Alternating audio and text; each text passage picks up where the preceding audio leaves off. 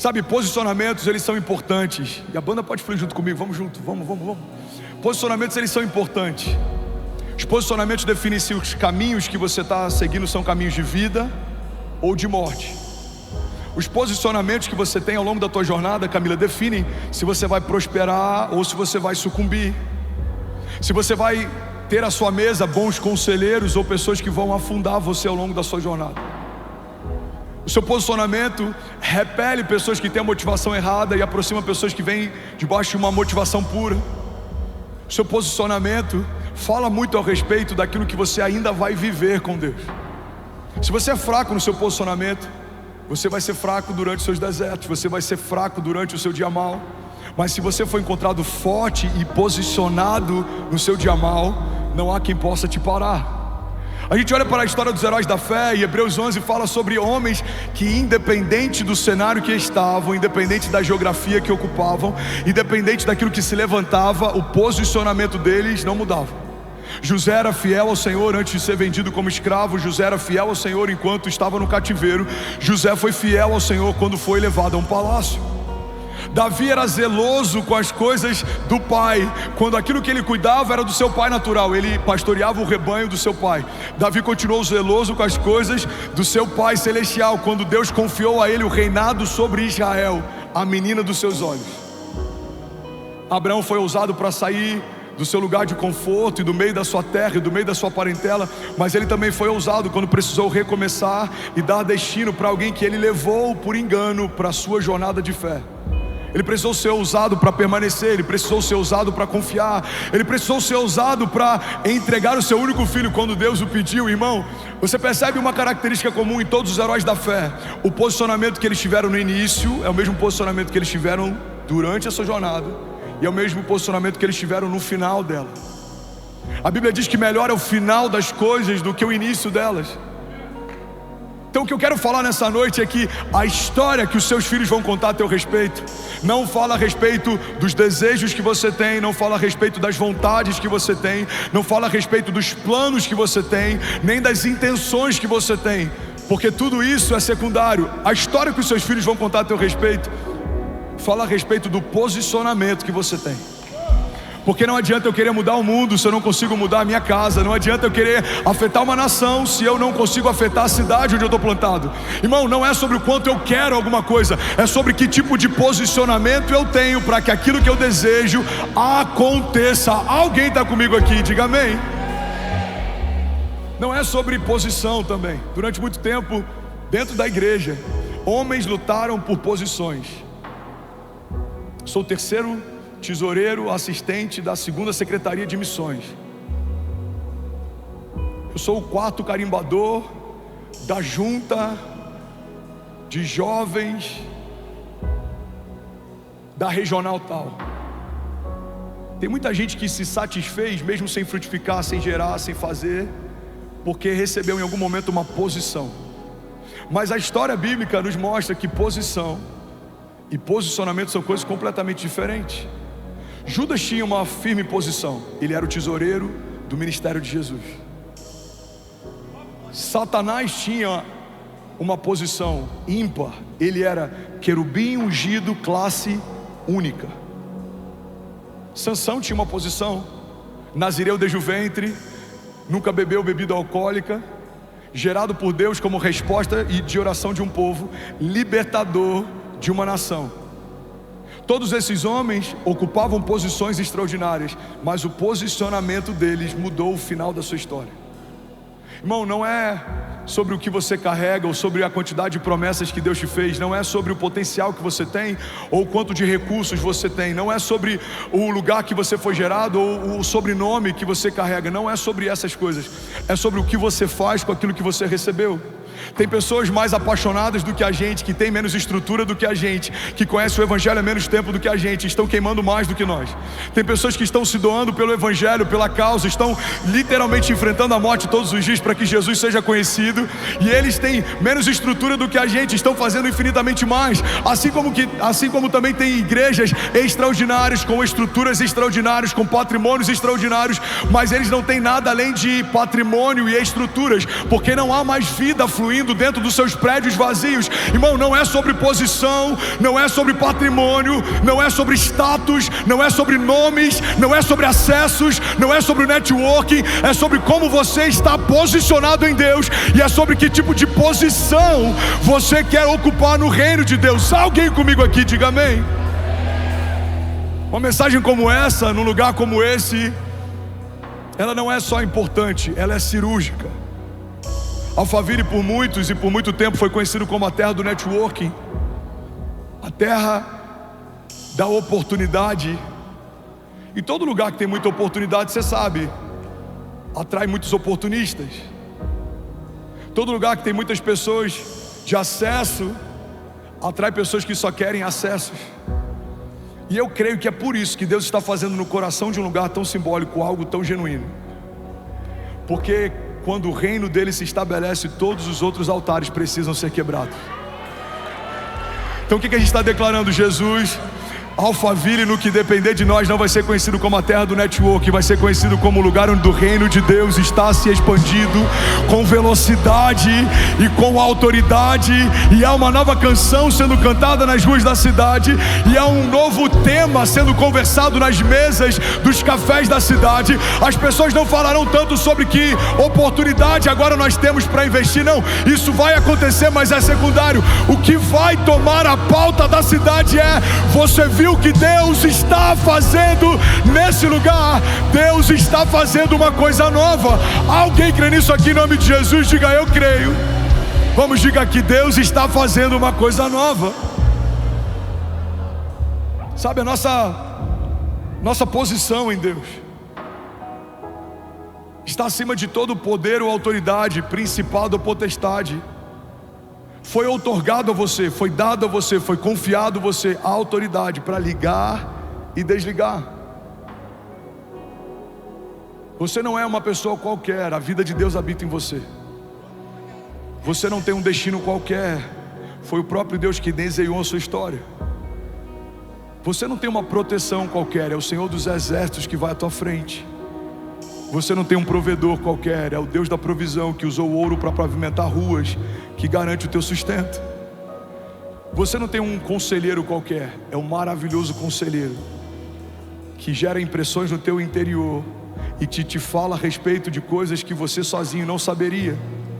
Você não tem qualquer pessoa para manter a tua casa em paz, é o príncipe da paz que guarda a tua mente, o teu coração, os teus passos, os teus filhos.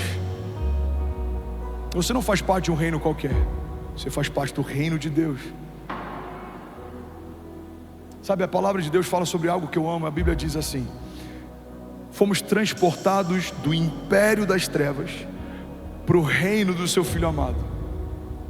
E é interessante porque a Bíblia não faz um contraponto só entre trevas e luz, mas faz um contraponto entre uma estrutura que é diferente. O império das trevas versus o reino de Deus. Qual a diferença entre o império e o reino? A diferença é que o império, ele pode ser feito por um homem, self-made, homens que começaram impérios do nada. O império, ele pode ser construído a partir de boas estratégias, a partir de bons negócios, a partir de bons investimentos. O império fala a respeito de algo que pode ter começado do nada, e assim como impérios começam do nada, alguns deles, eles cessam do nada também. Mas reino não, reino é hereditário. Ninguém passa a reinar porque quis reinar. Você só pode reinar se um rei te confia algo através de filiação. Um reino não tem votação, não tem democracia. No reino, ninguém vota para tomar uma decisão. Existe um rei que decide, e existe um reino que se submete àquilo que ele decidiu. Existe um rei que dá uma palavra, e existe um reino que caminha debaixo da palavra que o rei liberou. O império não, o império você pode ter conselhos. Você pode ter um conselho fiscal, você pode ter um conselho executivo, você pode ter um conselho patrimonial, você pode ter pessoas que têm acesso e que te dão opiniões. Do reino não, o reino você tem um rei que não divide espaço com ninguém. Sabe, a Bíblia fala que nós fomos transportados de um império de trevas para o reino do seu Filho amado. Ou seja, você foi implantado no reino, e esse reino tem um rei, e esse rei tem uma agenda, e essa agenda governa sobre a tua agenda, e esse rei tem uma vontade, e a vontade dele é melhor do que a tua vontade, e esse rei tem planos, e os planos dele são melhores que os nossos planos. E esse reino, ele tem um rei, e esse rei tem a última palavra, e a palavra dele é melhor do que a nossa, a palavra dele é mais poderosa do que a palavra de médicos, porque médicos podem dizer, os seus dias estão contados, mas a palavra final vem da boca do nosso Deus. É melhor do que a palavra de especialistas podem dizer, os dias são maus, mas a palavra que sai da boca de Deus e dos querubins que estão em torno do seu trono é, toda a terra está cheia da glória de Deus. Existe uma palavra na boca do povo, alguns estão criticando, reclamando, se movendo, mas só uma palavra da boca de Deus é suficiente para que a terra sem forma e vazia comece a ser invadida por vida e por luz. Irmão, olha para mim em nome de Jesus. Você faz parte de um reino em que uma palavra é suficiente para liberar o seu destino. E ainda assim, a gente se abate quando ouve a opinião de alguém. Tem gente que já ouviu de Deus várias vezes uma promessa, mas na primeira opinião de alguém, você já se abate, desanima, se entristece. Tem pessoas que já ouviram inúmeras vezes, inúmeros cultos e inúmeros momentos no teu secreto: eu te amo, eu te quero, eu te separei, eu te ungi, eu vou fazer, eu vou abrir, eu vou cumprir. Mas vem uma pessoa e diz, não vai acontecer. A gente toma posse mais de uma palavra contrária liberada pela boca de um homem do que uma promessa que foi feita debaixo dos céus pela própria palavra de Deus. Igreja de Jesus, olha para mim. Posicionamento gera milagre. Você precisa decidir. Você vai se mover debaixo de uma promessa de Deus ou debaixo da opinião de alguém? Você vai se mover em busca de acessos e networking, ou você vai ter o firme entendimento que Deus te dá enquanto você dorme? O seu nome está sendo soprado em mesas que você nem sabe. Se você for fiel ao Senhor, Deus vai te dar, Ele vai te colocar, Ele vai fazer, Ele vai expandir infinitamente mais do que tudo que você já pediu ou pensou um dia. Porque não é sobre a força do nosso braço, é sobre a força do nosso Deus. Ele é poderoso para fazer infinitamente mais do que tudo que pedimos ou pensamos, segundo o seu poder que em nós atua. Há alguém comigo aqui em nome de Jesus? Ainda bem que eu vim, Jesus.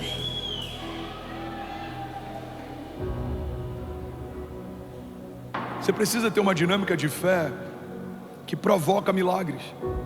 Igreja, olha para mim.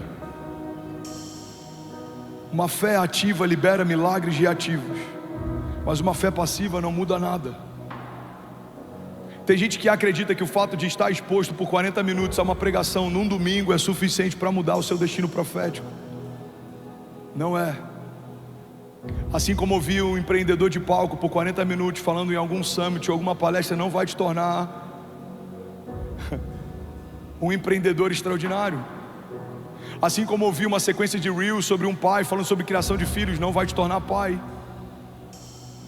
Em que momento a gente acreditou que sentar numa igreja e ouvir uma mensagem é suficiente, quando aquilo que Deus tem para nós, olhos não viram, ouvidos não ouviram e não penetrou no coração do homem? Irmão, você precisa se posicionar, porque a vida passa rápido demais. Um piscar de olhos e 10 anos se passaram. Deus te chamou para fazer história com Ele, e a história que Ele quer fazer com você dura para sempre. Eu estava esses dias numa reunião de homens de negócios que eu discipulo, e eu falei com eles: quantas formações vocês têm? Alguns médicos tinham 3 especializações, 2 especializações. Eu falei: quantos livros da Bíblia você já leu? Porque a gente não vai ter desculpa de chegar naquele grande dia e dizer que a gente não teve tempo, quando a gente concluiu 3 faculdades, mas não concluiu 4 evangelhos. Eu perguntei para um deles: quantos aqui trabalham com o mercado financeiro? 4 deles trabalhavam. Eu falei: você não vai ter a desculpa de falar que não estudou sobre a eternidade. Você estudou sobre investimentos de longo prazo, mas o longo prazo para o mercado são 50 anos. O longo prazo para o evangelho é a respeito de vida eterna.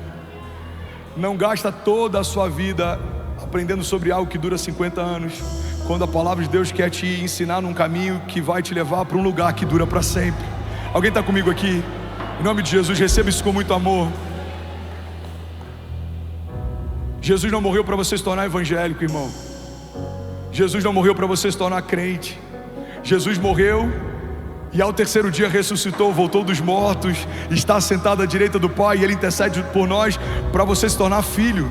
E o Filho também é herdeiro, somos herdeiros de Deus e co-herdeiros em Cristo Jesus. E o Filho também é embaixador, somos embaixadores de Cristo e carregamos e expressamos as realidades do reino em que fomos firmados. E você também faz parte desse reino. E as posições que você ocupa e o posicionamento que você tem vão definir que tipo de história você vai construir com Deus. Alguém está comigo aqui? Diga amém. 2 Crônicas 7,14 diz assim: se o meu povo, que se chama pelo meu nome, se humilhar e orar e buscar a minha face e se afastar dos seus maus caminhos, dos céus eu ouvirei, perdoarei o seu pecado e curarei a sua terra. Sabe, 2 Crônicas fala a respeito de uma resposta dos céus a um posicionamento da terra. A Bíblia diz: se o meu povo se humilhar e buscar e clamar e se arrepender. Aí vem a segunda parte, que é a resposta dos céus para a terra. Eu ouvirei dos céus, perdoarei os seus pecados e sararei a sua terra. Malaquias fala: eu abrirei as comportas dos céus e derramarei sobre o meu povo bênçãos sem medida, de tal maneira que os seus celeiros não comportarão. Mas é uma resposta a um versículo anterior: trazei a casa do tesouro dízimos e fazei prova de mim. Filipenses 4,19, Deus diz: o meu Deus, Paulo está dizendo para a igreja de Filipenses: o meu Deus suprirá todas as necessidades de vocês segundo as suas riquezas em glória. Mas Filipenses 4,19 é uma resposta a Filipenses 4,18 e 17. Paulo está dizendo: porque vocês financiaram a expansão do reino de Deus no momento mais difícil, eu quero profetizar algo sobre vocês: o meu Deus suprirá todas as necessidades de vocês segundo as suas riquezas em glória. Irmão, toda resposta dos céus é uma resposta a um posicionamento da terra. A oração do Pai Nosso, ela fala a respeito dessa dinâmica. Pai nosso que está nos céus, santificado seja o teu nome, venha a nós o teu reino e seja feita a tua vontade, assim na terra como é feita nos céus. Pastor, qual é o posicionamento que eu preciso ter? Você precisa conhecer as realidades dos céus, você precisa trazer isso para a terra. Bill Johnson diz que a fé significa nos apossarmos das realidades dos céus e colidirmos violentamente com as realidades ao nosso redor, porque um reino inferior não subsiste. Mas como eu posso viver as realidades dos céus se eu nem sei quais são as realidades que existem lá? Como eu posso trazer dos céus para a terra milagres, promessas, se eu nem sei as promessas que eu carrego? A Bíblia diz: o meu povo perece por falta de conhecimento. Uma das perguntas que eu mais recebo quando eu vou pregar em outros lugares é: pastor, qual é o meu chamado? Eu falo: irmão, se você que foi chamado não sabe, como é que eu vou saber? Mas o Deus que te chamou sabe, e Ele está pronto para te responder essa pergunta. O dono do teu futuro, o dono da tua história, quem te fez, Ele te aguarda para revelar para você as suas perguntas e dúvidas. A Bíblia diz: clama a mim e responder-te-ei, e anunciar-te-ei coisas grandes e insondáveis que não sabes. Sabe, no início do ano Deus me deu uma palavra. Acessamos um ano em que cresceremos para dentro, e Deus me deu alguns balizadores para esse ano: profundidade e santidade. E o que eu sinto que Deus está fazendo com a gente é que Deus quer que a gente não seja só uma casa que recebe pessoas, mas seja uma casa de destino para muitas pessoas também. Você não vai ser um membro comum de igreja, e agora eu estou profetizando sobre alguém. Você foi alistado no reino de Deus, e você vai se tornar quem Deus te chamou para se tornar. Você vai viver o que Deus te chamou para viver. Deus não te chamou para assistir avivamento, Deus te chamou para se tornar avivamento. Deus não te chamou para assistir milagres, Deus te chamou para se tornar milagres. Deus não te chamou para assistir movimentos, não, Deus te chamou para participar do movimento dele na terra. Você não vai ser alguém que assiste de forma passiva, não, você é um agente de Deus. Você foi curado para curar, você foi liberto para libertar, você foi salvo para salvar, você foi encontrado para encontrar. No teu dia mal, o bom samaritano te encontrou morto, ferido, mas ele te colocou nos braços e te levou até uma hospedaria, e ele pagou a dívida, ele derramou azeite sobre as suas feridas, e ele colocou vinho sobre elas, e ele agora está te chamando para fazer isso com pessoas feridas também. Você não vai ser um crente comum, você não vai se tornar um evangélico de banco, você não vai ser alguém que é servido mas não serve, recebe mas não derrama. Não, você vai ser Você é alguém que é resposta de uma geração, porque antes de nós, uma geração clamava: Senhor, levanta na terra uma geração apaixonada, intensa. Pai, nós declaramos: nós somos essa geração que não negocia, que não se dobra, que não desanima, que não retroage. Nós colocamos a mão no arado e nós não voltaremos atrás. Pai, nós declaramos em nome de Jesus: os nossos filhos contarão histórias a respeito desses dias. Nós não somos uma casa de evento, nós não somos um clube social, nós não somos um lugar onde milagres acontecem esporadicamente, não. Muito prazer, nós somos a igreja de Jesus e nós governamos em glória, em retidão e em justiça. Nós andamos sobre as águas com Ele, nós caminhamos debaixo da nuvem dEle, e as portas do inferno não prevalecerão contra nós. Alguém aqui em nome de Jesus? Aleluia! Aleluia! Jesus! Alguém feliz com Jesus ainda? Sabe, Deus não me chamou para construir muros. Deus não me chamou para alienar pessoas. Deus não me chamou para entreter famílias. Deus me chamou para liderar um povo. E a gente vai viver algo que a gente nem sabia que existia. Eu vejo Deus levantando intercessores nas madrugadas, pessoas que nem sabem ao certo como é intercessão. Mas você vai falar: eu não sei, eu não consigo dormir. Aí você vai lembrar desse culto e vai falar: eu acho que é aquilo que o pastor falou. Deus está me chamando para orar e interceder. Você vai dobrar os seus joelhos, você vai começar a clamar: Pai, guarda as famílias da igreja. Pai, guarda as crianças da igreja, que não haja sobre elas abuso, que não hajam acidentes, que não hajam escândalos. Jesus, guarda a liderança da igreja. Jesus, guarda os voluntários da igreja. Você vai começar a interceder, e à medida que você vai cobrindo a igreja, você vai sendo revestido pelo reino, e à medida que você vai servindo ao corpo, você vai recebendo novas porções de autoridade. Irmão, não faz sentido uma casa que recebe 15 mil pessoas ter 1.500 voluntários ativos. Não faz sentido 10% de nós ter entendido que é melhor servir do que ser servido. Não faz sentido a gente achar que a oferta que a gente entrega é suficiente. Não. Deus não precisa do seu dinheiro, Ele quer o seu coração. A oferta é só uma forma de testar o teu coração. Deus quer você, Ele quer o seu tempo com Ele, Ele quer o seu tempo buscando Ele. Eu creio que é isso que Deus está gerando em nós. Uma igreja viva, apaixonada, apaixonante, uma igreja vibrante, uma igreja que flui nos dons, uma igreja que ama o lugar secreto. Alguém comigo aqui? Uma igreja que durante a adoração, quando a presença dele se move no salão, a gente se cala. Uma igreja que quando a voz de Deus fala, nada mais importa. Uma igreja que ama milagres, uma igreja que ama o perdido, uma igreja que foi chamada para confundir os que pensam que são, porque sabe que não é, mas depende de tudo do grande eu sou. Pai, nós sabemos que nós não temos, que nós não sabemos, que nós não podemos, mas nós conhecemos quem sabe. O Senhor pode, o Senhor sabe, o Senhor tem, e debaixo do teu nome nós avançaremos. Jesus, nós te pedimos uma nação por herança. A tua palavra diz: pede-me as nações por herança, e eu te darei os confins da terra como a tua propriedade. Jesus, nós cremos que aquilo que começou aqui em São Paulo, Alphaville, não é só sobre esse lugar, não é só sobre um bairro, não é só sobre um povo. Eu creio, Jesus, numa onda de avivamento. Eu creio, Jesus, numa onda de santidade, de pureza. Eu creio, Jesus, que teremos milhares e milhares e milhares e milhares e milhares de intercessores. Eu creio que a gente vai chegar no momento em que a gente vai ter mais pessoas visitando a nossa casa de oração do que a bookstore.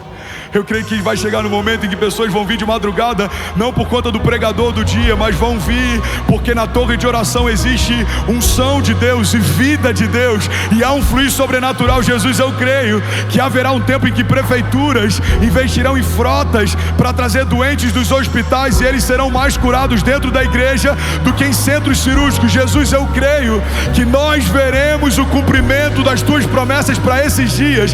Jesus, eu creio que não haverá espaço auditório suficiente para comportar aquilo que o Senhor irá fazer. Pai, eu creio que o óleo que é derramado dos céus, ele não vai parar. Ele não vai parar. Alguém crê nisso aqui em nome de Jesus? Diga amém. Aleluia. Glória a Deus. Você que é médico, se posicione. Pega um dia da tua semana e sirva pessoas sem custo. Você que é empresário, sirva. Você é servido em tudo. Eu lembro de um empresário que a gente tinha no Rio, que ele é dono de uma rede de mercados, ele servia no estacionamento. E um dia a gente falou: meu irmão, você quer servir em alguma outra área? Você já está há tanto tempo aí, você fica no sol. Ele falou: não me tira a única oportunidade que eu tenho de servir alguém, porque eu sou servido em tudo a minha semana inteira. Eu chego no escritório: tudo bom, seu fulano? Eu entro na minha sala, cafezinho, seu fulano. Eu marco reunião, já estão te esperando, seu fulano. O único lugar que eu posso servir alguém é aqui, não me tire isso. Esse cara entendeu. Você sabe o que eu amo na igreja de Jesus? Alguém está comigo ainda? Diga amém. A igreja é o único organismo social, Everton, em que um CEO de uma multinacional, recém-convertido, vai ser discipulado pelo porteiro do prédio que ele é dono. Você pode ser o CEO de uma multinacional, você é novo na fé, você vai chegar na igreja e talvez tenha alguém ali que vai te discipular, que não é adulto como você, não é culto como você, não tem os recursos que você tem, mas conhece do reino de Deus infinitamente mais do que você já conheceu um dia. No reino de Deus a hierarquia não é pelo que você possui, é pela posição no reino de Deus em que você está. Alguém comigo aqui? Jesus pega Pedro, um homem rude, pescador, e estabelece como um apóstolo da igreja primitiva. Ele poderia ter pego os homens doutos da época, ele poderia ter pego os homens cultos da época, mas não, ele pega alguém que era braçal, para que não haja em nós a desculpa de que não fazemos porque não podemos. Não, nós nunca poderíamos fazer o que fazemos com Deus. Nós só fazemos porque é Ele quem faz através de nós. Então, se você está aqui, irmão, recebe isso com amor e ouve com muita atenção o que eu vou te falar.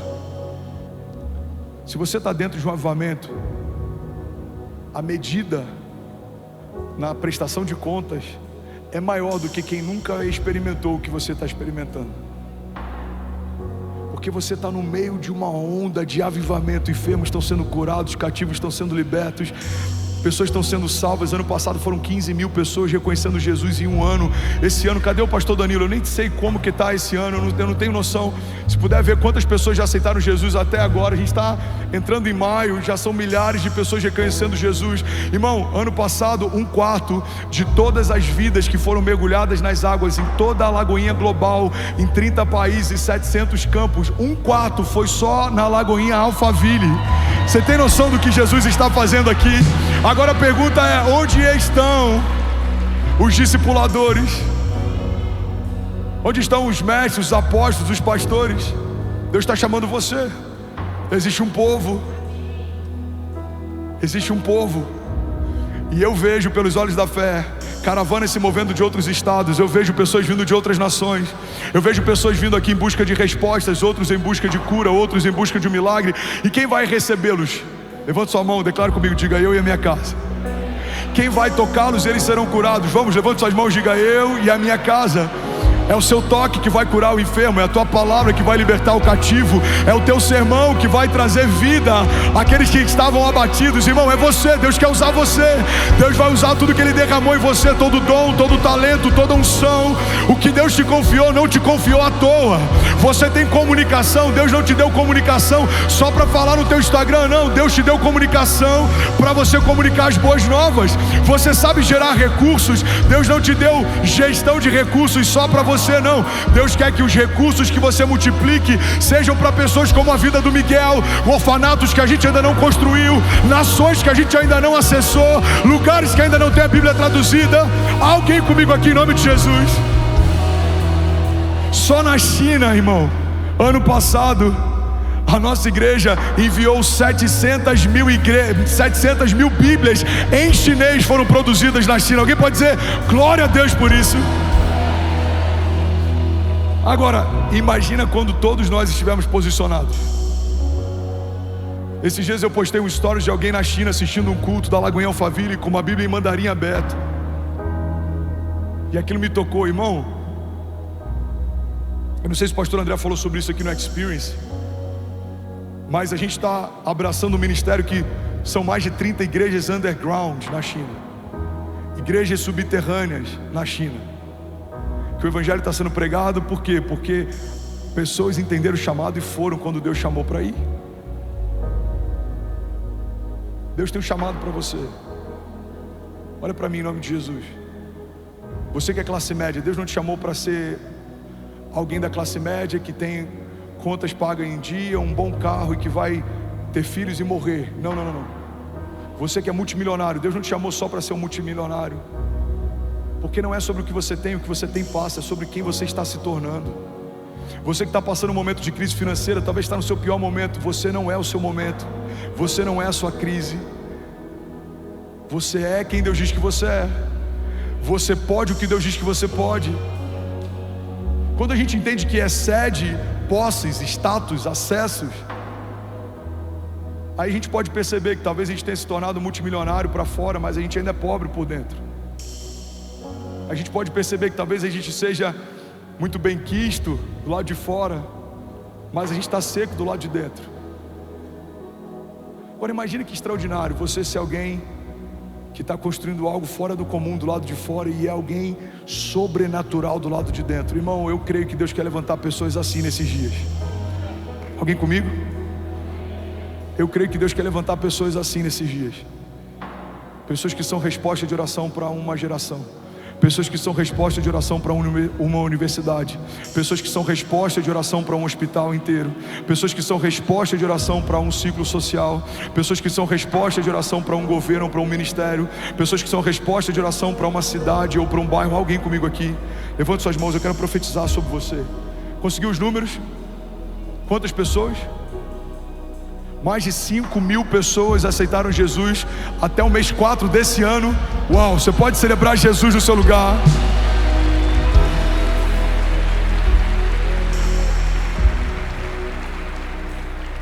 Pastor, por que não é 10 ainda? Porque falta você no exército.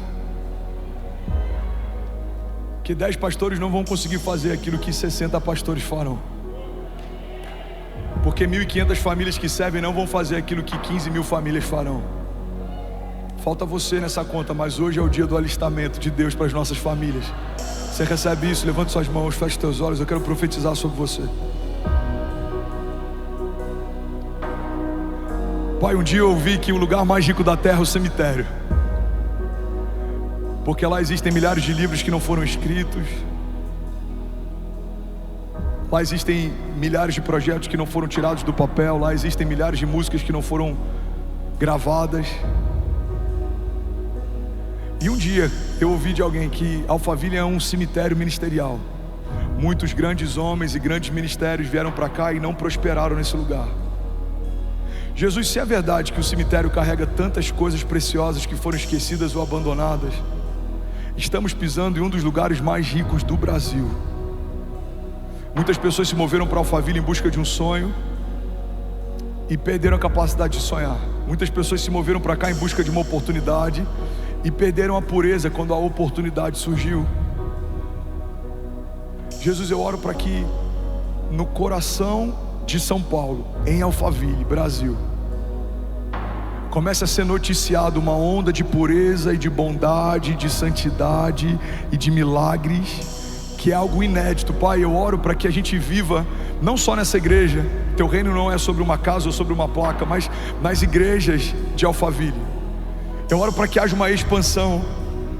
Eu oro para que haja uma multiplicação. Jesus, eu oro por um tempo de ativação.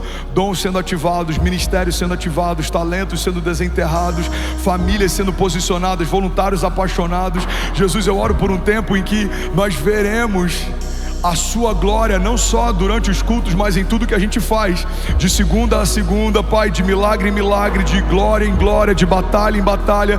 Nós veremos a sua bondade, Jesus, nós veremos a tua fidelidade, nós veremos a expansão, nós veremos o cumprimento de promessas. Os testemunhos serão múltiplos, eles serão diferentes, eles serão de todos os tipos, acontecendo todos os dias, com pessoas diferentes. Pai, testemunhos de livramento, testemunhos de cura, testemunhos de provisão, testemunhos de multiplicação. Pai, eu oro para que pessoas sejam curadas na fila antes de entrar nos cultos.